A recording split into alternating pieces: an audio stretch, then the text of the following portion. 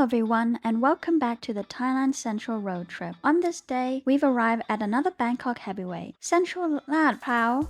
Walking inside, the first thing I noticed was an event taking place right in the middle of the mall. Some sort of massive football setup. There were huge displays, interactive activities, and crowds of people gathering around. Unfortunately for the event organizers though, I know absolutely nothing about football, nor am I really interested in learning what the whole hubbub is about. After standing there and observing the chaos for approximately 3 seconds, I continued walking. I wish them the best. May your favorite team kick all the balls, or whatever it is they do.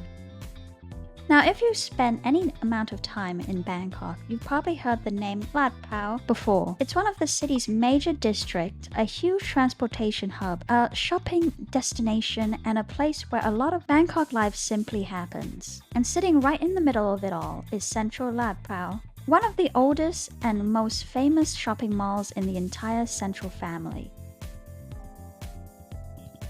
If you think Central Shidlom was old school, this place is the blueprint. It opened on Christmas Day in 1982 as Thailand's very first fully integrated shopping complex. That makes it one of the oldest central shopping centers still operating today. For decades, it has served as one of Bangkok's primary flagship malls, and despite the endless wave of new mega malls opening up every single year, it remains one of the busiest shopping destinations in the entire country. The complex has undergone multiple major renovations over the years, which has helped it stay modern while maintaining its place as a recognizable icon of northern Bangkok.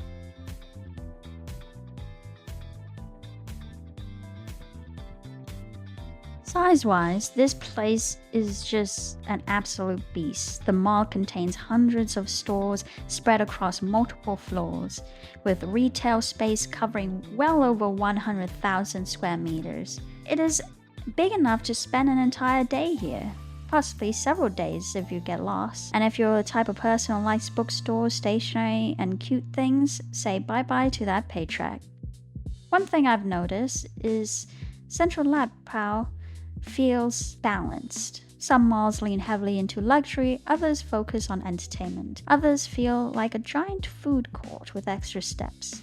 Central Ladprao, being the blueprint, manages to combine a little bit or maybe a lot of bit of everything. Fashion, technology, books, food, lifestyle stores, home goods, random things you absolutely did not need but you're making excuses. The full mall experience. Which brings us to our first real stop. We found sanctuary inside of B2S. This isn't just a basic bookstore, it's a think space. And honestly, you could easily get lost in the pen and paper aisle for 3 to 5 business days. Then I found them, the alcohol markers. I've always wanted to try alcohol markers. They just seem so fun, incredibly colorful, and the videos are deeply satisfying to watch way too late at night. But then I looked at the price tags. The prices are absolutely not fun or satisfying. Naturally, I decided to test one. Just a small little red mark on my thumb. Several hours later though, back in the apartment, I looked down at my hand and immediately panicked. My brain completely short-circuited because it looked like my thumb was actively bleeding out. For a brief moment, I genuinely thought I jammed my thumb in a door earlier and just didn't realize it because I don't pay attention sometimes. Then a brain cell finally woken from its slumber and I remembered the marker from B2S. I'm not a smart person, I am an observer, and sometimes I fail to observe my own actions. Every time I walk into a B2S, I become entranced by the maybe I do need this mentality. Despite already owning stacks of unfinished projects, many ideas still on the shelf, enough sketches to keep me antisocial, but hey, at least this current brainchild, this road trip vlog thing, finally came out of the planning loop and is actually being made. So I looked at those special notebooks, exercised a rare moment of financial discipline, and decided that I can't shove them into my suitcase, and they will have to remain future notebooks for now. I'll get back to you when I get home. Probably. Possibly.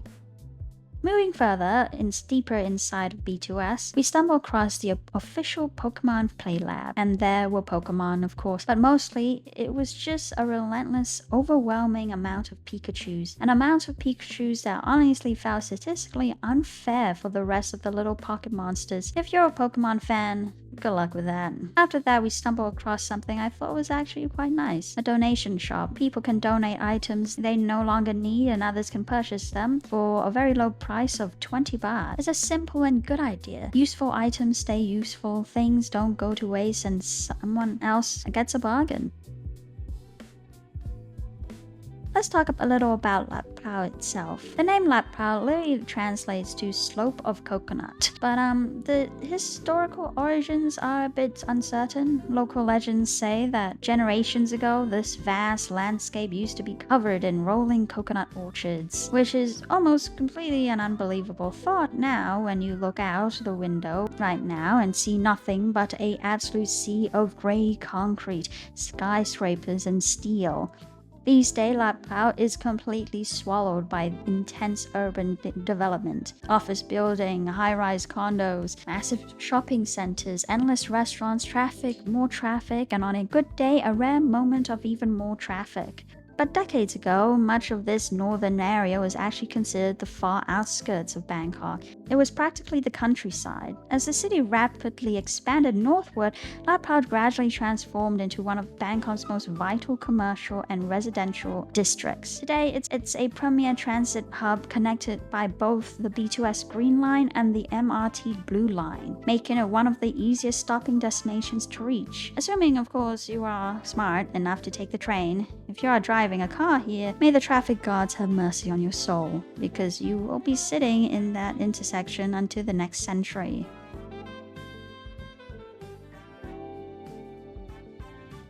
Eventually, I realized I hadn't actually eaten enough breakfast. My energy levels were tanking and I was starting to feel genuinely weak just walking across the massive floors. So I had cream buns and fried bananas. Not exactly a nutritious dream, but it was good enough to keep me going a little longer.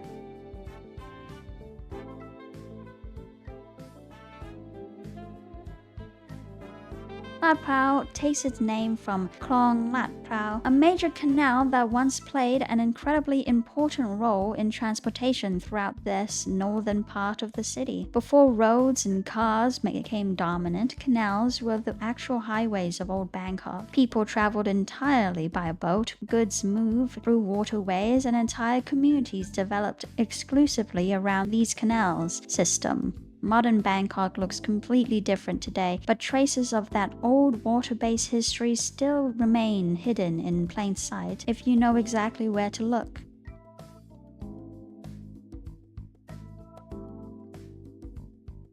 What Central Ladprao does particularly well is its sense of structural balance.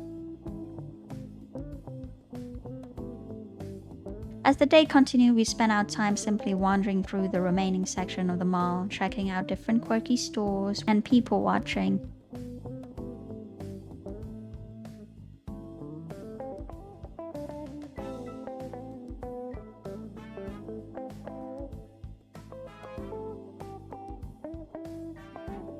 Later, we stop at Zeenzone, and if you're into collectibles, figures, model kits, anime merchandise, or things that look cool on shelves, there are stores where you intentionally go to spend money, and then there are stores where you accidentally enter and poof, your cash is gone. Zeenzone belongs firmly in that second category.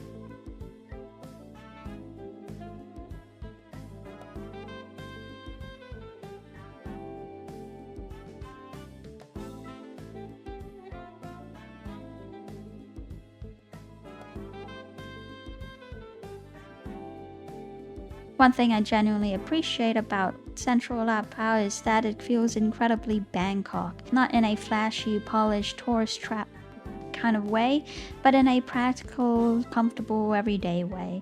You see high school and university students, office workers grabbing a quick meal, and multi-generational families just walking together on a weekend. It's a living ecosystem. The physical space itself is massive, boasting 78,700 square meters of pure retail space spread across 7 floors, with a 25-story office tower and their massive luxury hotel attached right to its side.